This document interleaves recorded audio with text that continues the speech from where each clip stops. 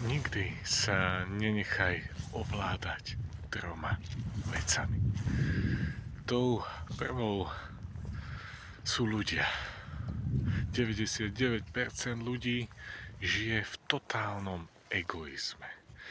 No a zavedú vás tam, kam chcú oni. Nie tam, kam chcete vy. Tou druhou vecou sú peniaze. Peniaze vedia naozaj urobiť veľa dobrého, no aj veľa zlého. Ak sa nimi necháš ovládať, zoberú ťa na úplné dno. Ak ich však ovládaš ty, dokážeš nádherné a pekné veci. Tou treťou a poslednou vecou sú tvoje vlastné myšlienky. Myšlienky sa nedajú zjesť, ani vypiť, ani položiť na stôl. Nie sú fyzické a napriek tomu nám úplne môžu zničiť život.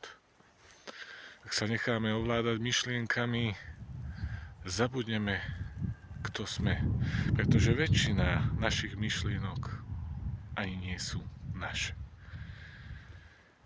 Ak sa zbavíme týchto troch vecí, dokážeme vybudovať svoje vlastné ja. Pevné, stabilné, to Božie.